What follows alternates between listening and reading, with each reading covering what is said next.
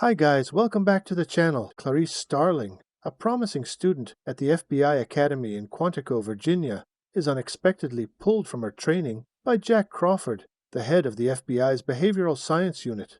She is tasked with an unusual assignment to interview Dr. Hannibal Lecter, a former psychiatrist and a brilliant but notorious serial killer, currently imprisoned at the Baltimore State Hospital for the criminally insane. Crawford explains that this is part of an effort to gain insight into another elusive serial killer known as Buffalo Bill, who has been abducting and murdering women across the country.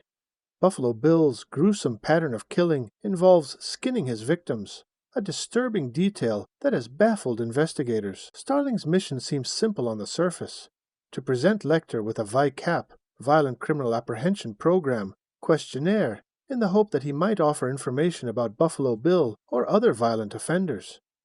But Crawford knows better than to expect this will be an easy or straightforward task, as Lecter is notorious for his manipulation and his tendency to toy with those who seek his help.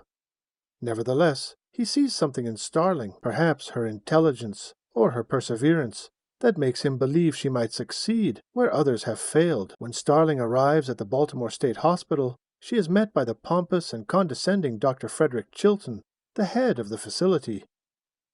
Chilton takes an immediate interest in Starling, but his interest is more personal than professional, and she quickly becomes uncomfortable under his gaze. Despite this, Chilton escorts her to Lecter's cell, which is secured behind thick glass walls, offering a view into Lecter's windowless and sterile world. Lecter himself is unlike any criminal Starling has encountered before. Though restrained, he exudes an aura of sophistication and intelligence. He is impeccably polite at first, seemingly intrigued by the young FBI trainee standing before him. However, when Starling tries to subtly probe into his psyche, Lecter quickly grows irritated. Sensing her attempts to dissect him as a mere experiment, he rebuffs her, verbally lashing out with a mixture of cruelty and disdain. As Starling turns to leave, another inmate throws semen at her, an act that disgusts and humiliates her. Surprisingly, this incident triggers a protective reaction from Lecter. He calls Starling back, offering her a cryptic riddle as a parting gift. The riddle, as Starling soon discovers, leads her to a rented storage unit where she finds a severed head preserved in a jar.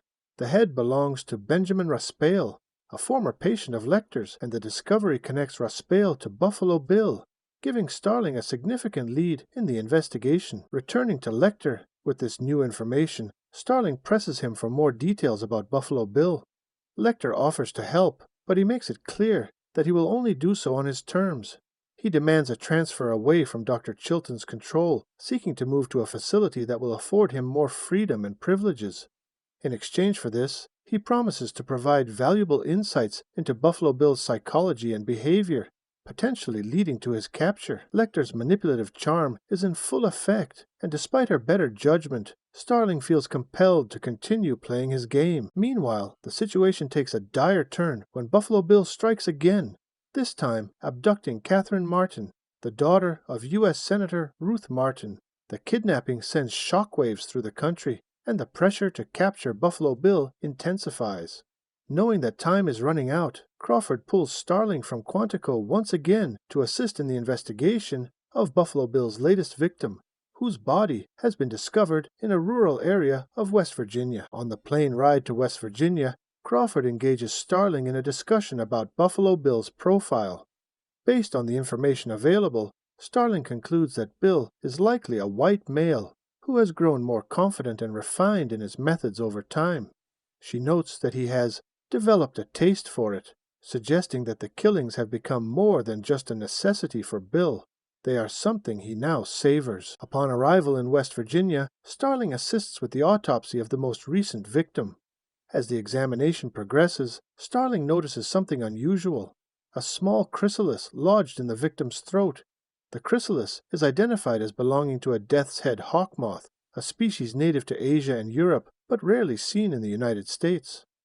This discovery leads Starling to speculate that the moth is a symbol for Buffalo Bill, representing transformation, a clue that may be linked to his obsession with altering the bodies of his victims. The autopsy also reveals another chilling detail. 2 diamond-shaped patches of skin have been removed from the victim's back, a signature move of Buffalo Bill.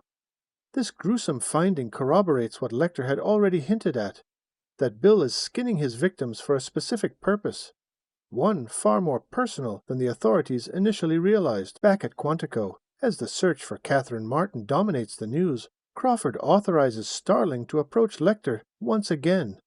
This time, she offers him a fake deal, promising that he will be transferred to a more comfortable facility if he helps the FBI identify Buffalo Bill and rescue Catherine. Lecter, however, is far too clever to fall for such a ruse.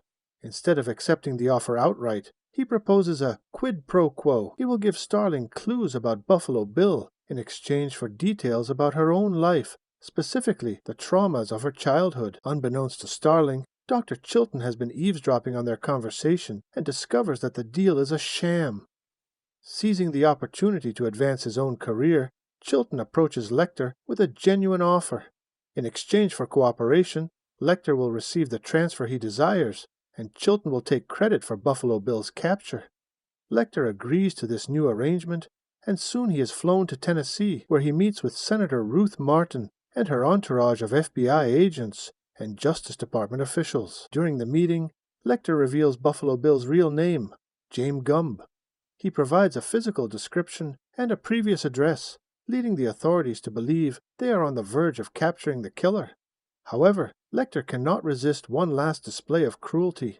As he speaks to Senator Martin, he makes a snide and deeply offensive remark about her relationship with her daughter, leaving her shaken and furious. Lecter, ever the manipulator, relishes the power he holds over those who seek his help. With the manhunt for James Gumb underway, Starling is not yet ready to give up on Lecter. She travels to Tennessee, where Lecter is being held in a specially constructed cell within a local courthouse. There, she confronts him about the false information he gave the senator. Lecter, however, remains as inscrutable as ever. He refuses to give her a direct answer, instead steering the conversation back to his demand for personal stories from Starling's past. At Lecter's insistence, Starling finally opens up about the most traumatic event of her childhood. She recounts the story of her father's death and how, as a young girl, she was sent to live with relatives on a farm. It was there that she discovered the slaughterhouse where lambs were killed. The sight and sound of the lambs screaming as they were led to their deaths haunted her, and in a desperate attempt to save them, she tried to free one of the lambs, but her efforts were in vain, and she was caught, unable to save even a single lamb. This memory of helplessness and loss has haunted Starling ever since, symbolizing her deep need to save the innocent and powerless. Lecter listens intently, and though he offers no overt sympathy, he seems to understand her in a way no one else does. As she reaches for her case file, he lightly touches her finger, a brief but unsettling moment of human connection between two individuals on opposite sides of the law. It is a gesture that lingers in Starling's mind as she leaves the courthouse. Later that evening, Lecter makes his escape in one of the most gruesome and ingenious ways imaginable. After being left alone in his cell, he uses a piece of a pen he had previously stolen to unlock his handcuffs. He then lures one of the guards into his cell by feigning illness. Once the guard is close enough, Lecter strikes, overpowering him and killing him with brutal efficiency. When the second guard arrives, Lecter attacks him as well, mutilating the body in a horrific display of violence. By the time the local police storm the floor, they find one guard strung up in a grotesque display, his body suspended from the bars of Lecter's cage in the shape of an angel. The police believe Lecter may have fled to the roof, and they begin a frantic search of the building.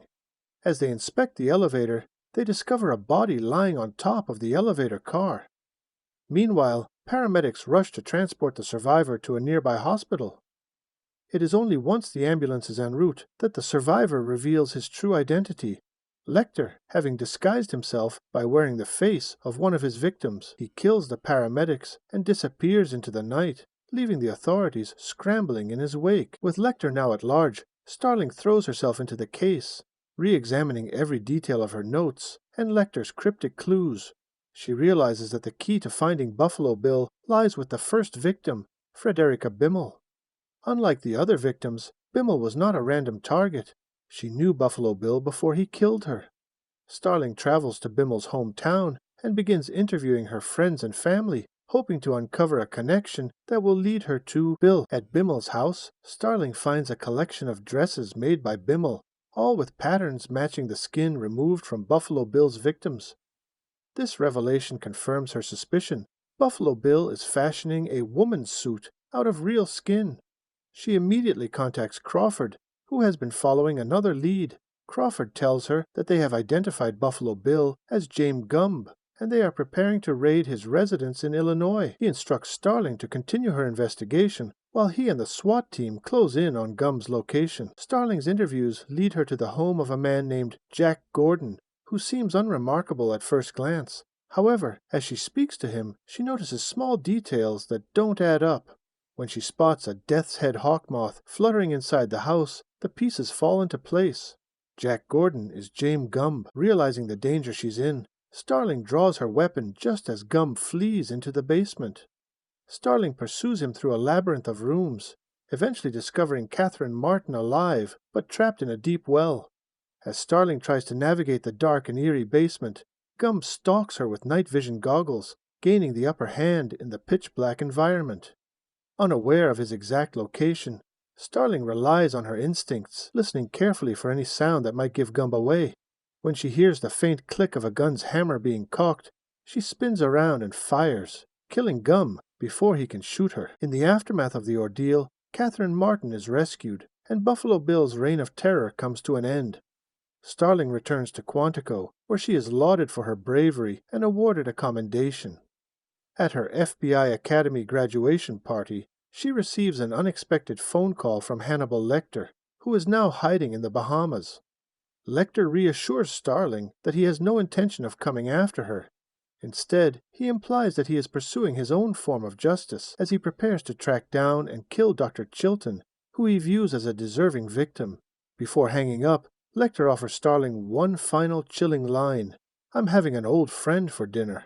With that, he vanishes into the crowd, leaving Starling to wonder when, or if, their paths will cross again. Thanks for watching.